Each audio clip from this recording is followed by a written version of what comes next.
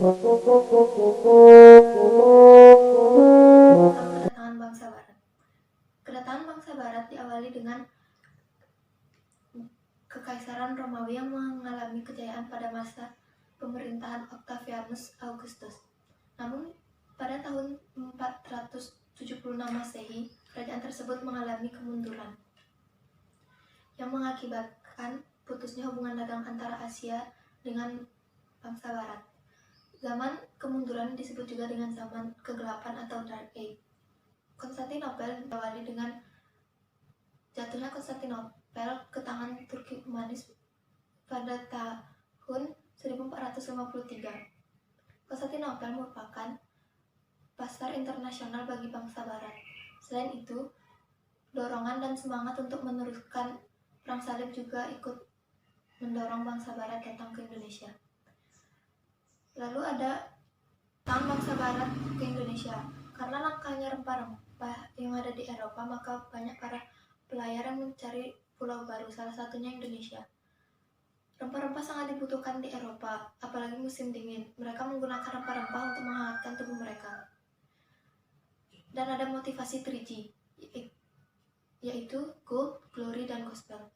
Gold yang berarti mencari kekayaan, glory yang berarti mencari kejayaan, dan gospel yang berarti mencari atau menyebarkan agama baru. Revolusi industri adalah perubahan besar cara manusia dalam memproduksi barang ataupun jasa. Revolusi industri sendiri bermulai pada abad ke-18. Pada saat itu, pertanian menjadi sangat maju dan juga urba. Banyak sekali ditemukannya mesin-mesin baru seperti kereta api lintas antar benua, mesin uap, listrik, dan banyak lainnya. Sebelum revolusi industri di benua Eropa berawal dari negara Inggris dan masuk pada awal abad ke-19. Revolusi industri menyebar ke seluruh negara di benua Eropa, bahkan memasuki benua Amerika. Sebelum masuk ke abad ke-18, bangsa Eropa sangatlah tergantung pada ekonomi agraris. Akan tetapi, setelah memasuki abad ke-18, pola hidup masyarakat Eropa. Perubahan tersebut ditunjukkan dengan mulai digunakannya tenaga mesin dan digunakannya mesin-mesin baru yang dapat membantu aktivitas manusia dan juga menggantikan tenaga manusia dan tenaga hewan. Dengan semakin berkembangnya teknologi, hal tersebut juga ikut mendorong akan bangsa Barat untuk melakukan penjajahan, sehingga ditemukanlah Indonesia. Dan ditemukan alat-alat canggih seperti kompas, navigasi, dan juga mesin, sehingga Columbus dapat menemukan benua Amerika. Kedatangan bangsa-bangsa Barat ke Indonesia. Alasan utama kedatangan bangsa Barat ke Indonesia tidak lain adalah terdapatnya banyak rempah-rempah di Indonesia. Yang pertama, Portugis. Sebelum Vasco da Gama diperintahkan oleh Raja Portugis, sudah ada pelaut lain yang melakukan pelayaran, yaitu Bartholomeus Dias. Ia melakukan pelayaran mencari daerah timur dengan menelusuri pantai barat Afrika. Hingga pada tahun 1488, karena serangan ombak yang besar, terpaksa Bartholomeus Dias dan rombongan mendarat di ujung selatan benua Afrika. Tempat tersebut diberi nama Tanjung Harapan. Batotoas Divas tidak melanjutkan pelayaran, melainkan bertolak kembali ke negaranya.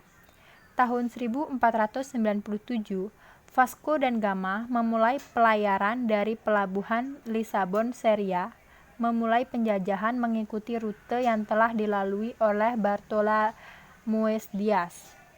Atas petunjuk dari pelaut bangsa Moor yang telah ia sewa, setelah singgah di Tanjung Harapan, ia dan rombongan melanjutkan perjalanan dengan melalui partai timur Afrika, kemudian berbelok ke kanan untuk mengarungi Samudra Hindia.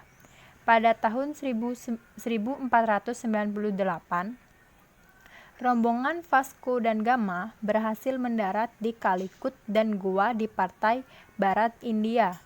Di daerah Goa, mereka berhasil mendirikan kantor dagang yang dilengkapi dengan benteng. Atas keberhasilan ini, Vasco da Gama diangkat sebagai penguasa Goa oleh Raja Portugis. Setelah beberapa tahun tinggal di India, mereka menyadari bahwa India bukan daerah penghasil rempah-rempah. Karena hal tersebut, dipersiapkan ekspedisi selanjutnya yang dipimpin oleh Alfonso de Albuquerque. Hingga pada tahun 1511, mereka berhasil mendarat di Malaka dan berhasil menguasai perdagangan di wilayah Malaka. Pada tahun 1524, Vasco da Gama diutus oleh Raja Portugis ke India untuk menggantikan Eduardo de Maneves sebagai Raja Muda sebagai wakil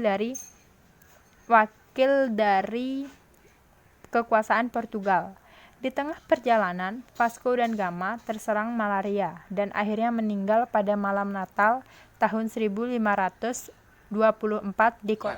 Yang pertama, Belanda. Keberhasilan para pelayar Portugis dan Spanyol membuat negara lain ikut melakukan ekspedisi. Pada tahun 1594, Byron mencoba berlayar ke dunia timur namun gagal karena tidak memahami medan.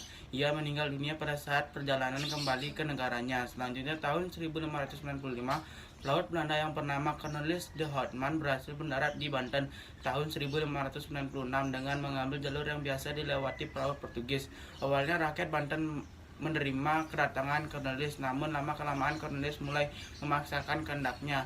Hal itu membuat rakyat Banten mengusirnya dari sana.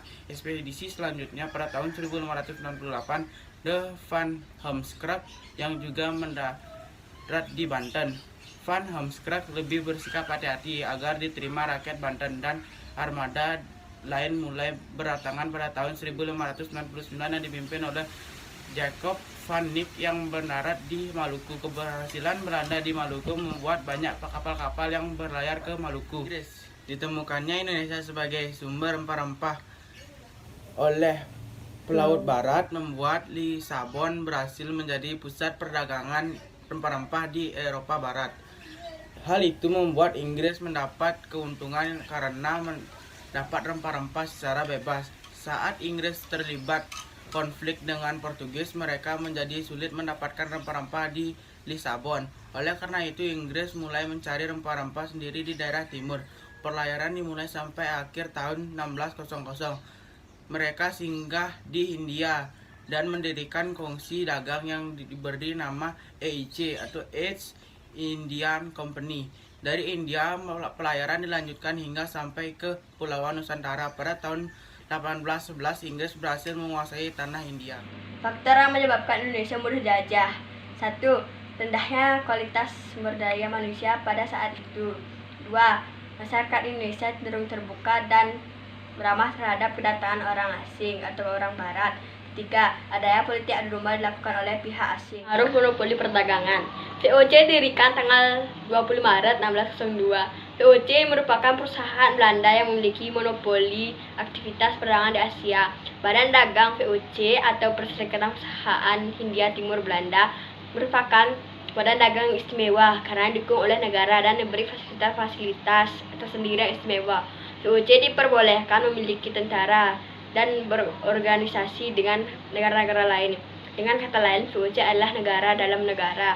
VOC juga dianggap sebagai perusahaan pertama yang memberikan saham. Berdiri sekitar 200 tahun, pengaruh VOC dalam bidang ekonomi telah menyebar ke seluruh Indonesia.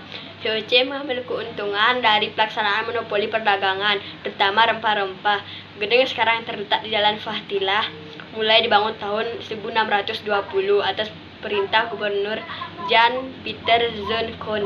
Gedung ini kemudian dikenal sebagai Stadius atau Balai Kota. Gedung ini merupakan salah satu bangunan Belanda di Batavia yang digunakan sebagai kantor Gubernur Jenderal VOC.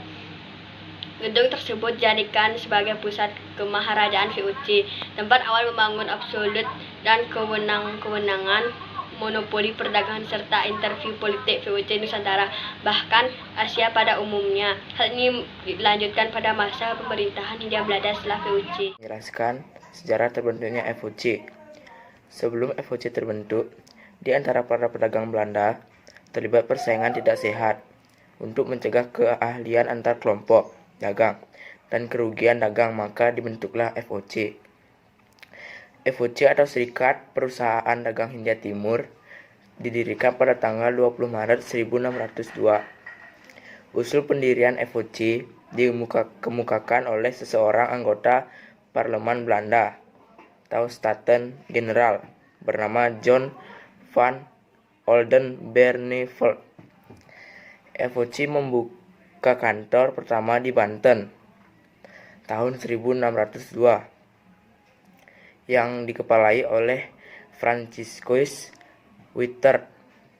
Tujuan dibentuk FOC adalah untuk menghindari persaingan tidak sehat di antara para pedagang Belanda. Selain itu, bertujuan untuk mengintensifikasikan perdagangan di kawasan Indonesia dan menghadapi persaingan dagang dengan kongsi dagang bangsa Eropa lainnya.